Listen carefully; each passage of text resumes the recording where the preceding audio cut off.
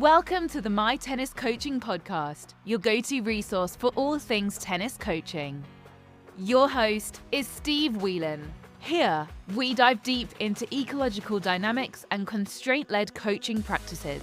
Whether you're a seasoned coach or just starting out, this podcast is designed to build your confidence, expand your knowledge, and refine your techniques. Join me as we challenge traditional methods, explore player-centered approaches, and transform your coaching experience. Let's take your coaching game to the next level together. Stay tuned for insightful discussions and practical tips that will make a real difference on and off the court. Why are my tennis lessons now considered fun? Welcome, as always, to mytenniscoaching.com. I hope you're all well. And in today's podcast, we're going to discuss 5 reasons why my players now believe my lessons are so much more fun. I think over the past 3 or 4 years, since I've shifted across to ecological dynamics, constraint-led approach, I've definitely noticed a huge change in my players and my players' behaviour, how they not only come to lessons, but leave lessons as well. And I think if you speak to any of my players now, they will say Steve's lessons are fun. And this gets fed back quite a lot by the players themselves. They enjoy my lessons. They think they're fun. They want me to lead sessions. If I'm in a group of coaches, they would like to be in my court. And I've been thinking about it over the past couple of days. Okay, well, what makes my lessons fun? And I've been speaking to my players and sort of asking them, okay, what do they enjoy about my lessons? So I thought I'd share it today in the podcast and sort of just the 5 reasons why tennis is fun. But I think if I look back on the first 20 years of my coaching, I don't think they were fun because I wasn't having that much fun. I've talked about it before where tennis coaching was stressful, especially when you work in quote unquote performance or with competitive players. There's a lot of pressure on you as a coach to get results from the player, to get players to certain checkpoints or positions, certain camps or certain grade tournaments or certain grades, results-wise, ratings and rankings. So therefore, you almost adopt a way of how everyone else coaches in around you. And I've mentioned it before, like a drill instructor, I would just shout, and I was well known for being quite an intense coach, but got results. Like players perform quite well. But it wasn't fun for me, and it came to a head a few years ago when I was going to walk away from coaching because it just wasn't fun. I wasn't enjoying it. I think if you spoke to my players, there was elements of the sessions that they enjoyed, but I wouldn't say they had lots of fun in my sessions.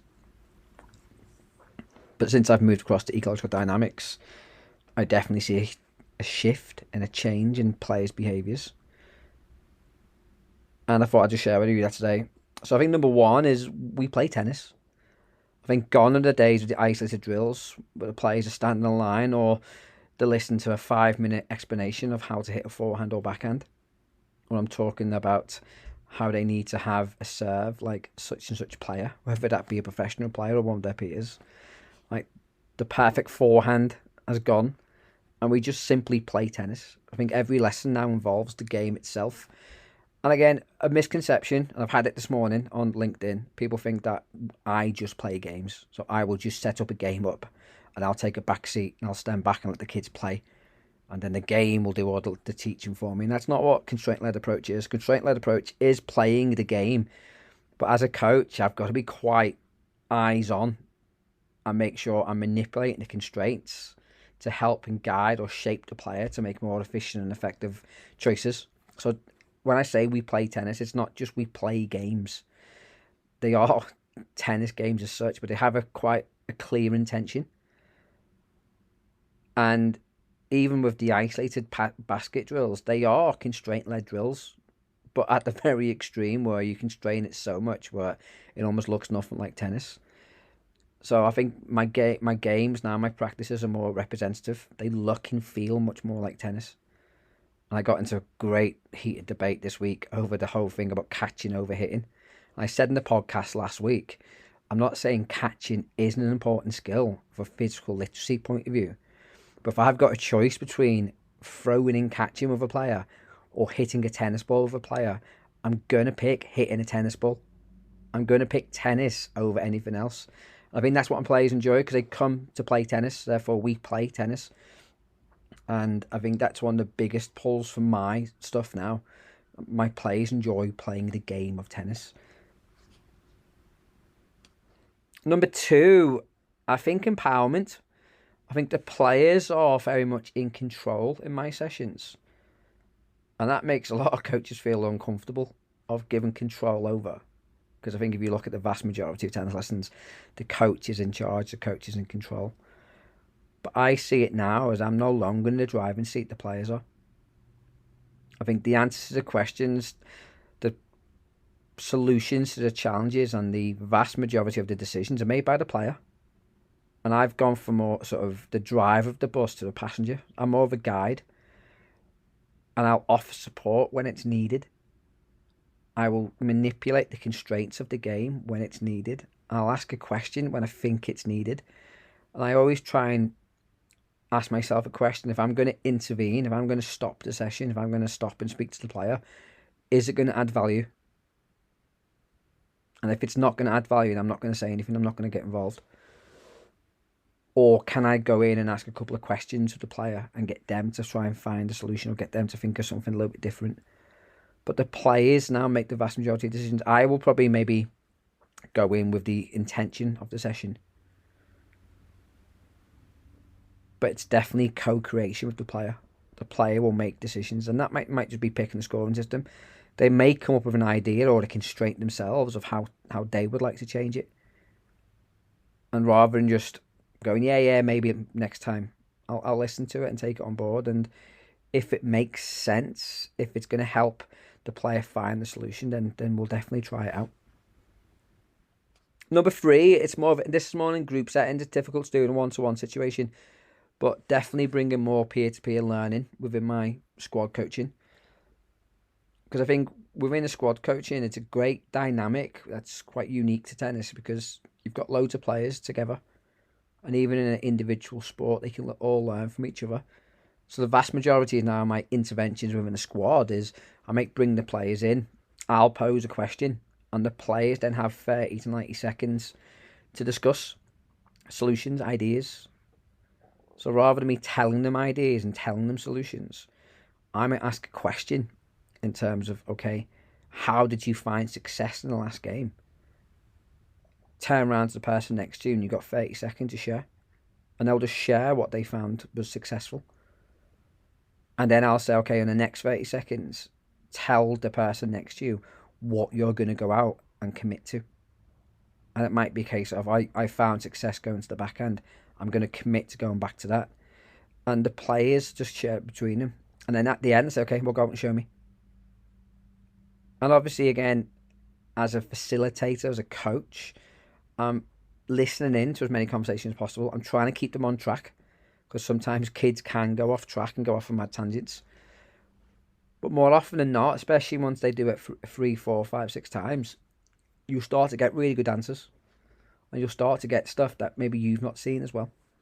But I think that working together with each other is really powerful as well. So definitely peer-to-peer learning, I think, has definitely changed the dynamics of my squad coaching.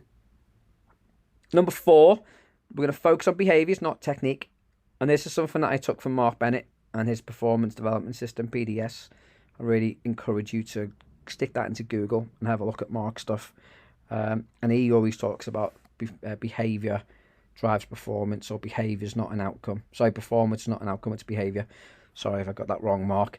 But it's all about behaviours, and a lot of my one-to-one work with players, it's just on, okay, what behaviours do we need to have in this moment to be successful? And what does that look, feel and sound like? And more often than not, it's things like focus, being calm, being positive, being committed. Okay, well, and what does that look like? And what don't we want it to look like? And just using that to then shape how the player sees success.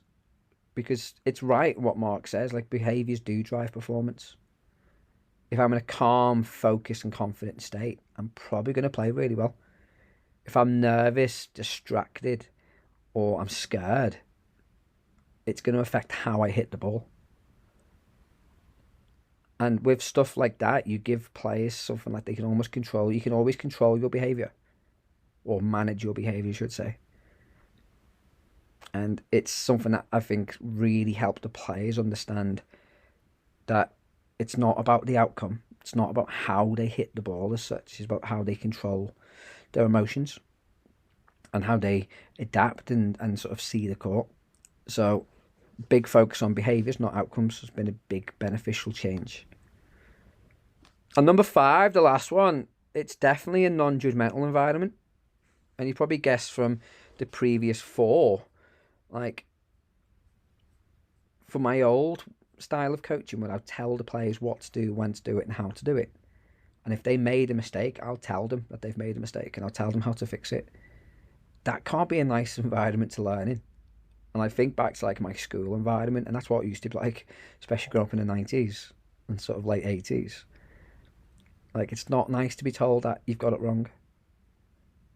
And I remember, this has just unlocked the memory of school, primary school. I remember we did a story on space, and I sort of filled in the background with the blackness of space, and the teacher had an absolute go at me, saying that I ruined the work, rather than saying that's actually quite creative what you've done there.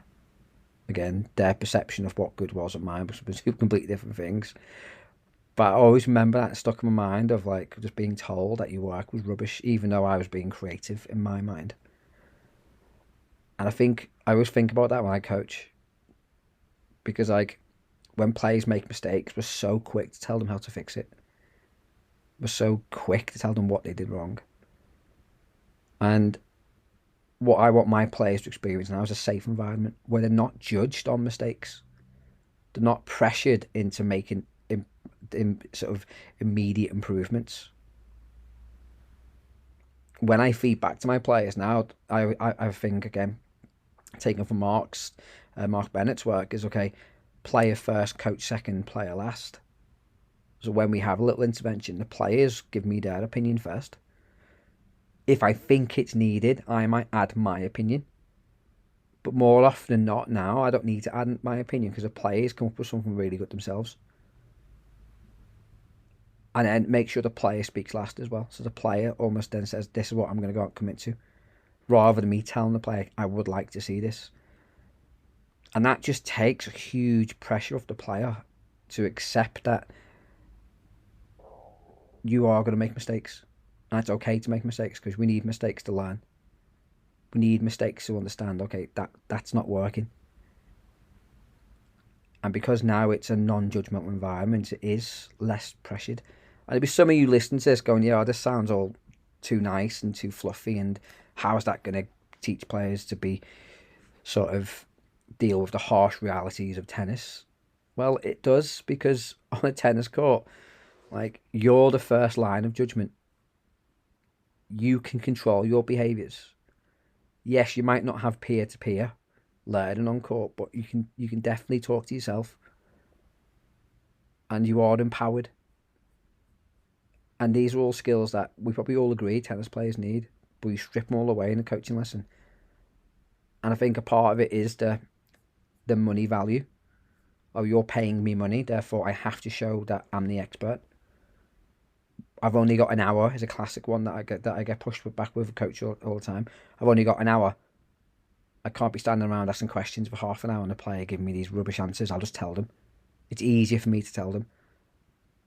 And again, a lot of that kind of feedback comes back to what's easier for the coach. Because asking questions is challenging. Asking the right questions is challenging. Guiding players towards a solution is challenging. But it's more beneficial for the player than it is the coach. So there we go. 5 ways in which I believe my lessons are much more fun.